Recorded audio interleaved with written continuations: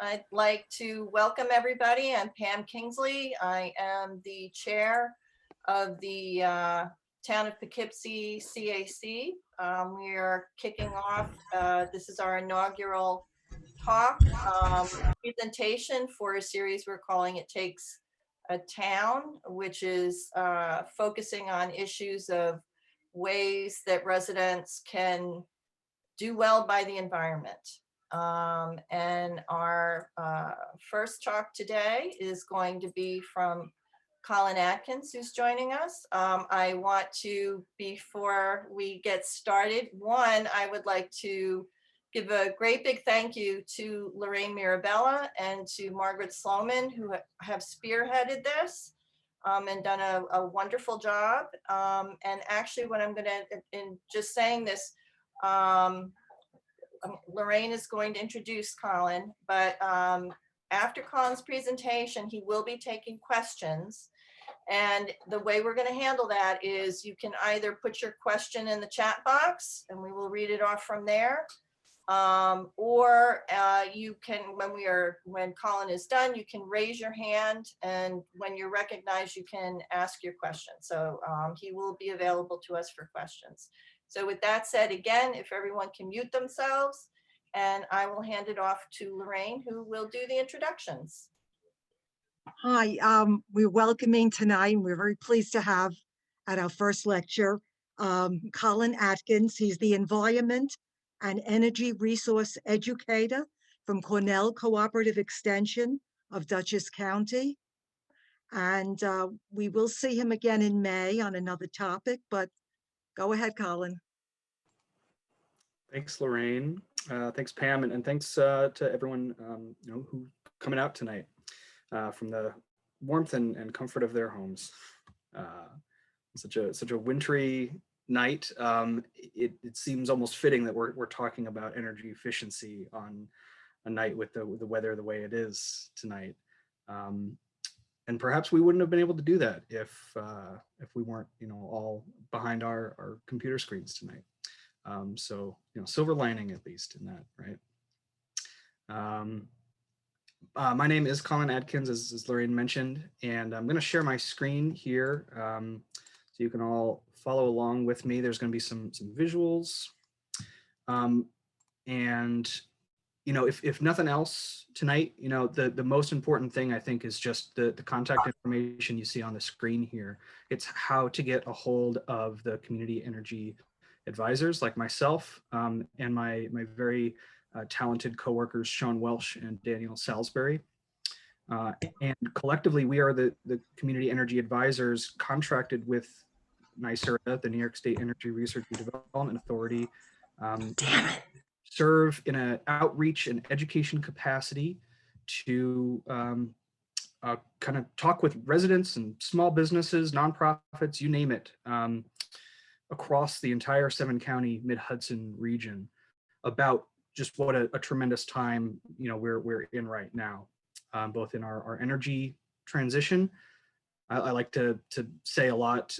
Anyone who's heard my other presentations has probably heard me say, like the old adage, the best time to plant a tree was 20 years ago. Well, and the second best time is now. Well, the same is true for energy efficiency. There's a lot of things we could have done 5, 10, 15 years ago that would put us in a much better position today. But the second best time is right now, and it is a great time to take a fresh look at energy, especially in New York State. Unfortunately, though, it's an all too common problem for a lot of New Yorkers. Energy inefficiency really hitting us in the wallet. 1 in 3 Americans, in fact, is energy insecure. And what I mean by that is 1 in 3 Americans, needs to make the difficult decision every month between paying their energy bills and other necessities, which is it's a pretty startling statistic when you think about it. Here in New York State, another sort of metric in this is what's known as an energy burden, where we talk about like that percentage of our income that we spend on energy costs. and where, we think there's a comfortable number, that everyone, all utility ratepayers pay. The Public Service Commission would like to get all New Yorkers energy burden below 6%, but all too common, unfortunately, there are many New Yorkers, many of our neighbors and those in our communities who have a much higher proportion of their monthly income that has to go just to keeping the lights on and the heat on, and themselves just living comfortably. It's not uncommon to see energy burdens of, eclipsing 10, 15, even 20%. And the reason being, it's a very, systemic problem. And a lot of it has to do with the housing stock here, especially in this part of the state. A lot of historic properties that weren't necessarily built with energy efficiency in mind. A lot of homes that were converted from seasonal living to year-round residencies, kind of at the drop of a hat, as markets rise and fall. And all those things that we have then layered in on top of that, all these systems as houses have modernized through the years, all go into this complex system that is our buildings.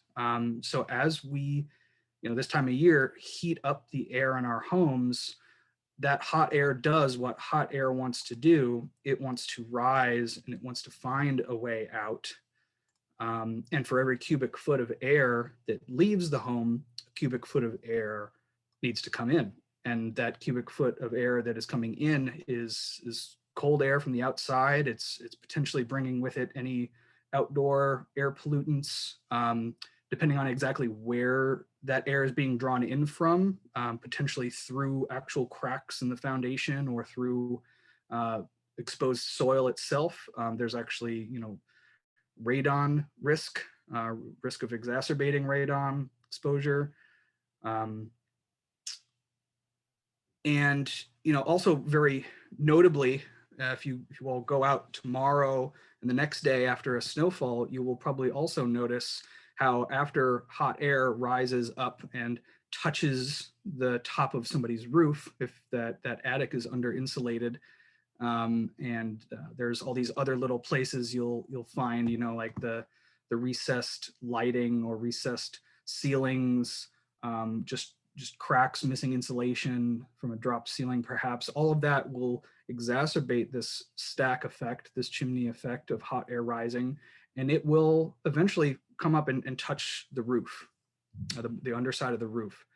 I mean, this is an unavoidable process, but we want it to be as slow and as minimal as possible. But left unchecked, this cycle begins to take root where hot air rising touches the roof, it warms the roof, it melts the snow, water runs down the roof, and you're going to start to see really big icicles start to form. Ice dams starting to build up and water starting to back up, and that can actually contribute to water infiltration into the home, beginning to weaken the structure, beginning to lead to issues like mold if not properly ventilated, getting into those areas you really don't want to have water.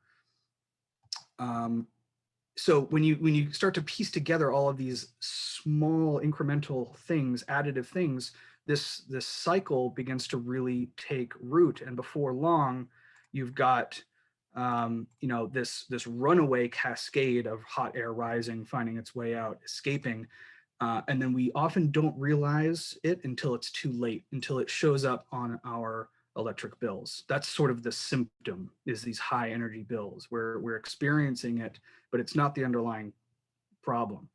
The underlying problem is that we're spending most of our energy dollars just to heat and cool the air in our homes. So that is a very important area to focus our attention if we want to lower energy burdens, if we want to be more comfortable in our home. And for a lot of other reasons, energy efficiency of our homes affects our health.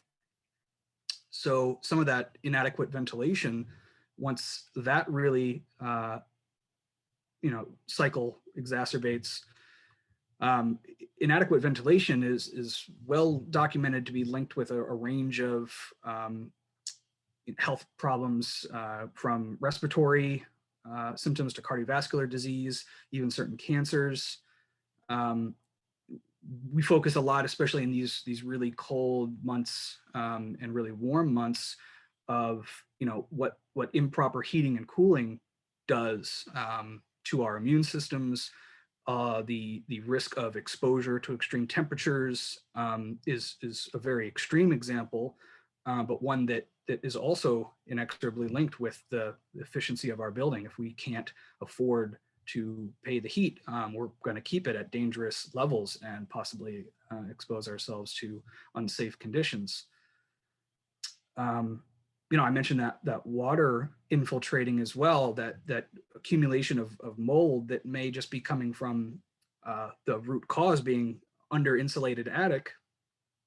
Left unchecked, that mold can contribute to respiratory diseases, asthma, and then that structure, as it begins to weaken and break down, becomes a point of ingress for all kinds of pests linked to other communicable diseases. And then, last but certainly not least, I think something we're all very acutely aware of these days is stress, our stress, and the stress from unhealthy housing conditions, and constantly worrying about, where we're going to spend our valuable dollars on heating and the electric, on all these other things, certainly has a long-term chronic impact on our mental health, including things like anxiety and depression. So, I want to make mention that it's not just about kilowatts and carbon emissions, it's also our health. But the good news here, I'm here to tell you, is that we already pay into the solution. There are already solutions at hand for these problems. If you take a close look at that utility bill of yours, you'll probably see a line item on there that says SBC, which stands for Systems Benefit Charge. You might also see RPS, which stands for Renewable Portfolio Standard, or CEF, Clean Energy Fund.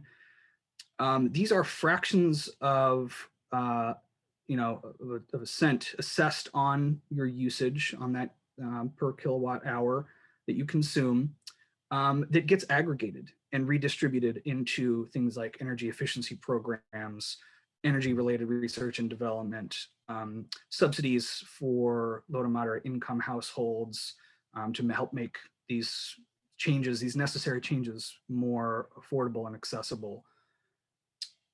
And so, I want to talk tonight about a particular few. There are programs out there for pretty much everybody. And we don't have time tonight to really talk about all of them. But I would like to make mention of, some of the core programs here, which is we as community energy advisors really encourage an efficiency first approach. Let's reduce how much we're consuming, how much we need to spend to heat and cool our homes, before we consider some of the big investments that we might want to make in the future. That way, any of those investments are going to be more lucrative. They're gonna benefit us better. So starting with some of the kind of most broadly applicable energy efficiency programs, something anybody can do is to get an energy assessment to help diagnose in their home where some of these changes could take place. They're going to look at the ABCs, the attic, the basements, the crawl spaces. They're going to look for air leaks. And New York State is still providing these assessments at no cost through the Residential Energy Audit Program. Pretty much everybody is eligible to get one of these programs. I know it kind of says household incomes greater than that. It doesn't exclude anybody from getting an energy audit. But if you are beneath certain income thresholds by the state's standards, you could receive financial incentives to make this work more affordable, reduce those upfront costs. And I don't want anyone to focus too heavily on some of the details here. I know there's a lot of eligibility kind of things to work through. That's really what the energy advisors are here to help folks with, is to understand what they might be eligible for and to help bring in other programs and sources of funding when necessary. But what I want to sort of make mention of is that all right, you get that assessment done, and they're telling you need, some insulation, you need some air sealing. Well, how am I going to start to pay for these things? There is financial assistance available to lower that cost, beginning with a 50-50 match up to currently $5,000 if your household income is less than, and this was just increased and extended through June of this year, 120% of the area median income. This is a pretty generous number. The number you're seeing here, the 76,000, is sort of the old benchmark. And these numbers do kind of go up and down depending on how many people live in the home. So I don't want anyone to sort of see these numbers and think, well, I'm not eligible. All it takes is a phone call to the energy advisors. We'll talk you through these things, and we'll see what you're eligible for. If you happen to be considered low income by the state standards, so if you're earning less than 60% of the state median income, or if you receive SNAP, the Supplemental Nutrition Assistance Program, or HEAP, the Home Energy Assistance Program, or TANF, Temporary Assistance for Needy Families, any of those kind of temporary assistance programs, you'll automatically be categorically eligible to receive 100% of the energy efficiency work at no cost. And lastly, I think a really important point on these programs is, I hear time and again, well, I rent, so I'm probably not eligible. Like, the landlord's going to take care of that. You can actually participate in these programs if you're a renter. All it takes is that extra bit of landlord permission for a crew to come in and do upgrades that they are going to get some heavily subsidized work done on their properties. I haven't met a landlord yet that doesn't like free money. But it gets even a little bit better from there. If you are a low income resident in our area, you're very fortunate that there are a lot of these community solar projects that are participating in a state program called Solar for All. Now, as part of Empower, the low income program I just mentioned, you can also receive solar energy credits directly on your bill just by being approved for Empower. You're automatically approved. But maybe you've received Empower in the past and now you're just hearing about Solar for All. You can still sign up to get these no-cost credits as well. And the way it works is pretty simple. You've got some projects in our area that participate in this program. Once the state approves your application, you are basically linked up with these credits that kind of act like additional utility bill assistance, but the credits themselves come from community solar projects here local in the Hudson Valley, and they're going to come at no cost to you. The state's going to pick up the bill for those credits. No matter what the program, no matter what part of the program, if anyone's just hearing about these tonight and wants to know more, maybe you've heard about these programs or gotten an energy audit in the past, the community energy advisors like myself are here to offer assistance along the way, from doing a lot of outreach and education to a lot of one-on-one follow-up. We offer no-cost appointments, phone. Hopefully one day again we'll be back to in-person appointments as well. We can do web conference, all those things to help you feel confident in making informed energy choices, but not just kind of stopping there and letting you go on your way. We're also here to help you engage with those contractors that participate in these programs, kind of get that energy assessment, know what your home, your apartment even needs, and then help you kind of understand your options and create that roadmap all the way through applying for assistance, financing if you need it, and helping keep everything on the rails through construction and beyond. I've actually been working with a couple folks since even 2018 that went through these programs and have come back and say, that was really transformative. What else is out there? I kind of want to do more of this. And that's kind of where I like to kind of leave things, is reminding us that it's a very transformative process. Sometimes these are not overnight decisions. They're certainly not overnight projects to really get into that home and address the root causes of energy inefficiency and high energy burdens. But it's a really important one, not only for our planet and to help us through this energy transition that we're going through, but these are also our friends and our neighbors and our family that could benefit from these programs. The stories out there are numerous. Maybe you even know somebody who's participated in these programs before, from the family of 4 who used to constantly kind of fight about the thermostat in the winter time, and really made kind of life hard there in the winter months financially, no longer arguing over that thermostat and being more comfortable physically and financially through those harder winter months, and that work being completely covered by the state.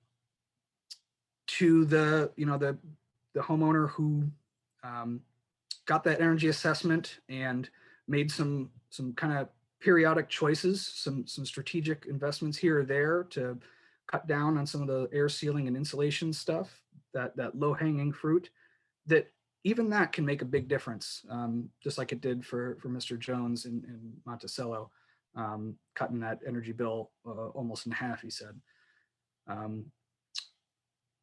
So, even if you don't have a very high energy burden, perhaps there are people in your community, people who might be able to benefit from these programs. So please help spread the word about these programs. They're available statewide.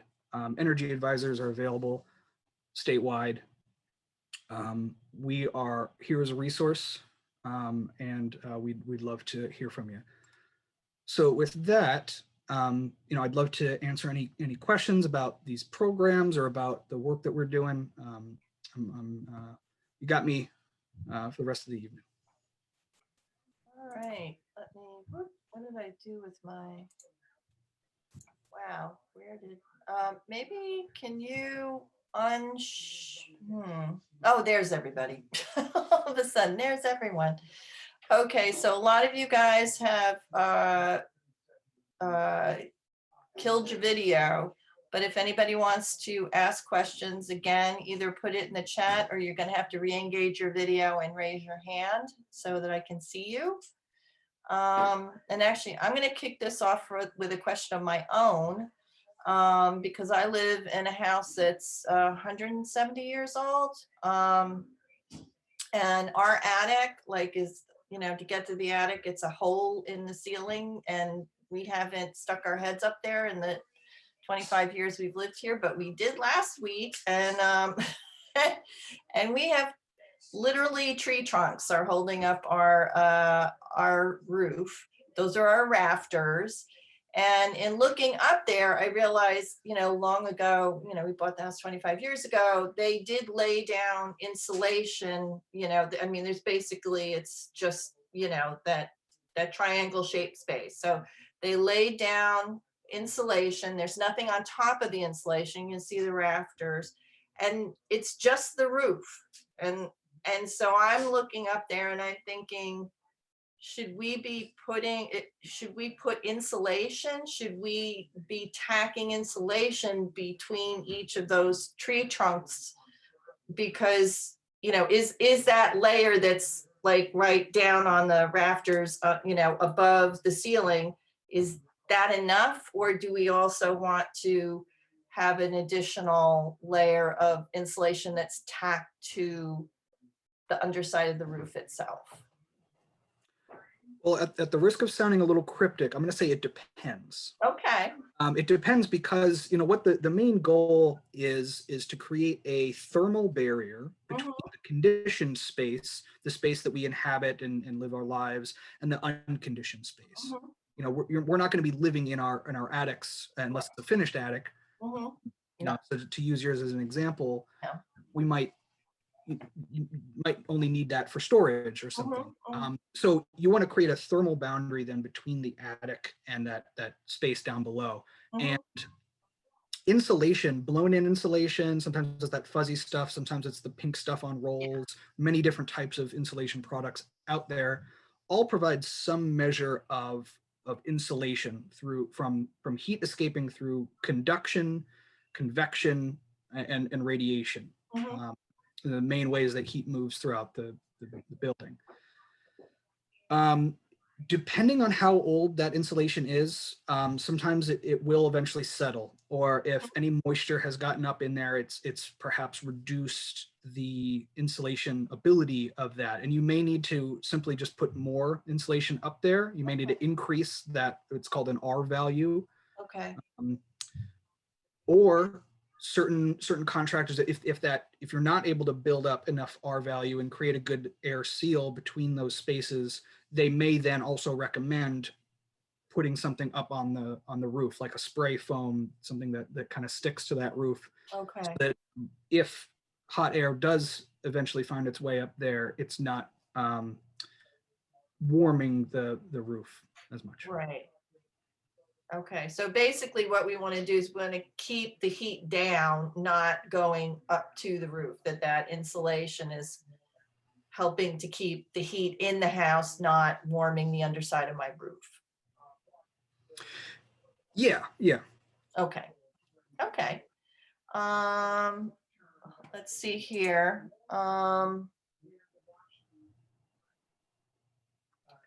feel like there. Oh, okay, so Lori, did you have a question about solar? No, could you put something in the chat box? And then I have from Lily and Will. My energy bill is about 600 in the coldest months of the year. We have contacted the NYSERDA contractors available in our area, but we've been told that since our house is already passive solar and 2 out of the norm, they cannot work with us. They have recommended great specialists, but charge $50K for the energy assessment, and that does not include the work itself. Can you help us engage with the NYSERDA contractors so that we can get an energy assessment? Yes, absolutely. It's always a good thing, even if you've done an energy assessment in the past, to get some other opinions, to get some second and third looks, and know that assessment was a fixed point in time. So, what couple things that I'm picking up on in that question and comment there, thank you for sharing that experience, is we don't know yet exactly where some of the costs are coming from. Like I showed that graph of the pie chart of kind of where Americans and New Yorkers on aggregate spend most of their energy dollars. But there could be some other systems, other mechanicals that are sort of being the energy hogs in that case. So if it goes beyond insulation and air sealing, there might be some other systems that need updated. I would want to know certainly kind of what that person uses to heat and cool their house, how old those systems are. Even if someone has solar photovoltaic or certain passive solar water heaters or something, there can be a lot more beneath the surface. Okay, is that good, Lily and Will? I don't know if you want any follow-up on that. Feel free to reach out. I'll also drop my contact info in the chat, and I'll help you get connected.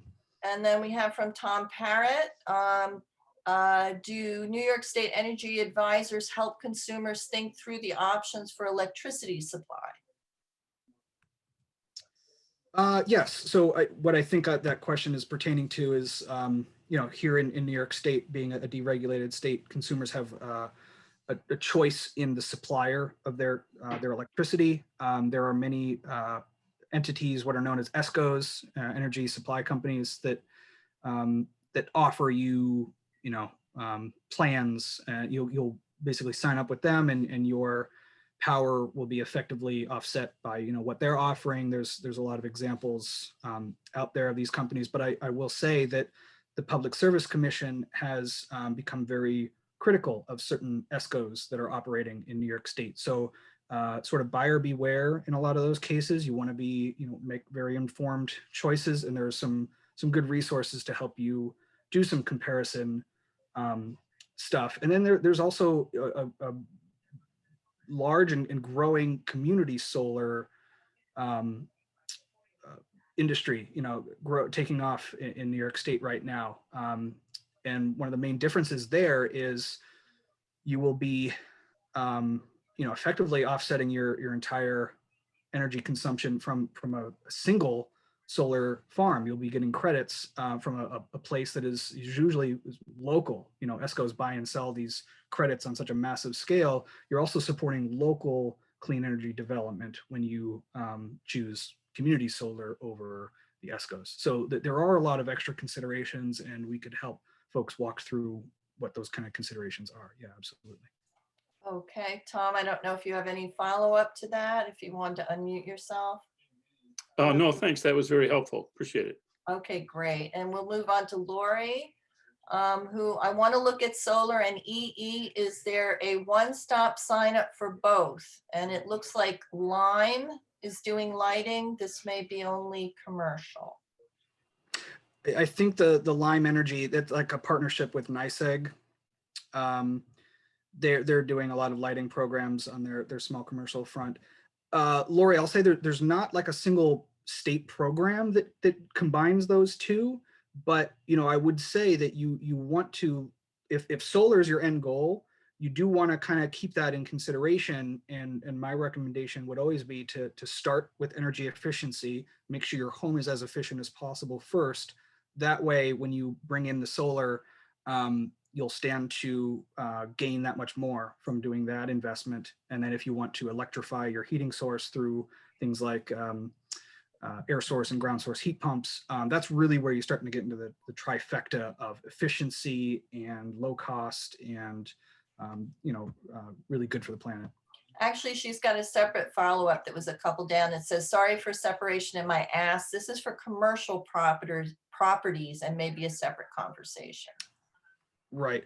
There are some energy audit programs for small businesses, and yeah, I'd be happy to follow up one-on-one about some of those resources. And now from Rich Levine, who should we contact for a home energy audit?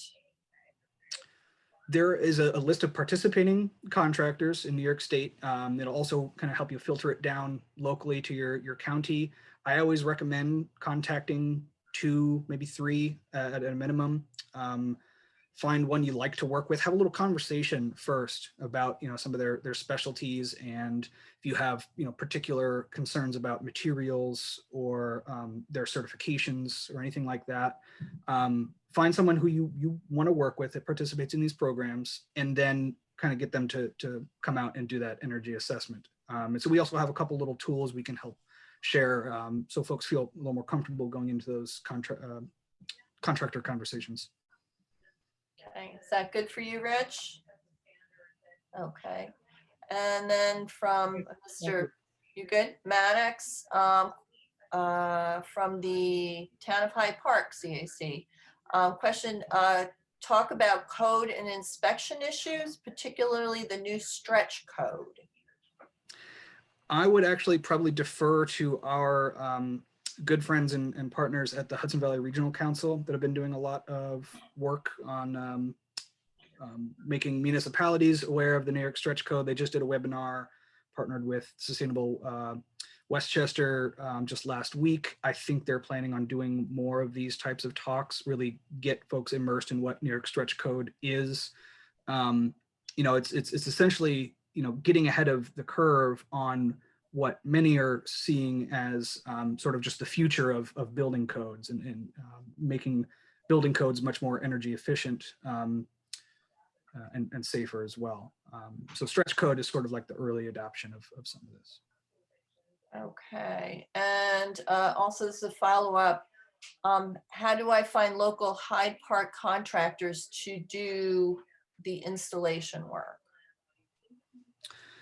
Again, there's a lot of sort of lists maintained by NYSERDA, because NYSERDA is the one vetting and they have the quality assurance process for their programs. So to participate in these programs, to get the incentives through the state, you use a participating contractor. And I'm happy to help share those lists for, you know, the auditors. There's a list right there. There's a list of folks that work in the assisted home performance and the Empower programs. So you know, I always kind of encourage folks to take it a little step by step, get that roadmap, and then get yourself qualified if you think you qualify for those rebates, and then talk to those contractors who can work on that program, because they're the ones that are going to be submitting these work scopes to the state and getting approved for all those rebates and stuff. Okay. And then we have from Susan Hecht, we added blown insulation to our attic a while back. There was concern about the materials in terms of being green. Any guidance? So all insulation also needs to be fire retardant. You don't want insulation, you know, that's like a haystack up there. It's just not safe. So there are some products that are, you know, considered a little more green than others. And I think some of the main concern people have is off-gassing of VOCs. This is a short-term thing, usually after the insulation is first put in place. You know, they'll say, continue to run fans, keep your house well ventilated for, you know, the first week after putting this up. There are other concerns people have with the sprayed in polyurethane foams. Those are some of those important conversations you want to have with a contractor from the get-go. You know, not on the day that they show up and start loading stuff off the truck, but from the time you give them a call and say, I heard about these programs, I see you're on this list, and I wanted to know, you know, what kind of materials do you guys prefer? Those types of questions. And I've heard about this other material that folks like. Do you work with that? Okay. Well, as far as I can see at this point, we've run through the questions. I don't know, does anybody have any additional questions for Colin? All right. Well, I would like to thank you heartily. And here I see Colin is putting in his email address into the chat. If you all want to grab that for reference to follow up with him. This has been really wonderful, incredibly informative. We really appreciate you kicking us off on this series of workshops that the CAC will be hosting, and just everyone to realize to keep an eye out. We'll be sending out notices via social media, also on the town website.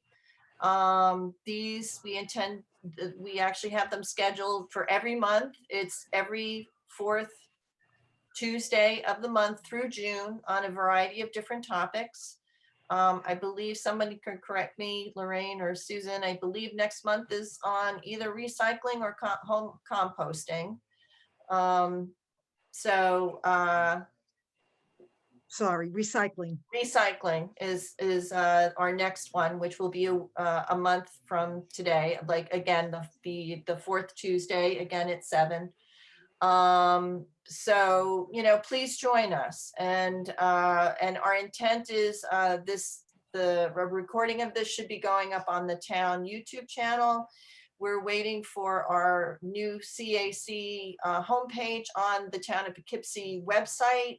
And our intent is to have these videos have a home there too. So at your convenience, if you want to run through something and, you know, double check some of the stuff that Colin said, grab some of the links that were part of his presentation, you can go ahead and you can do that. So there may be a bit of a lag because again, we're waiting for that new web page to come up. So, but I really appreciate, again, Colin, thank you so much. Lorraine and Margaret, thank you so much for making this happen. And thank you all for coming out for this. We really appreciate this, and we really hope it'll be a resource for y'all, and that we will see you next month and the months that come. So thank you, everyone. Have a wonderful night. Thank you. And Good we'll, night. we'll Good see you night. soon. We hope everybody keeps safe. Thank you. Thank you. My Thanks, pleasure. Colin. Thanks, Good night. everybody. And Mike, thank you for Thanks, hosting Colin. us.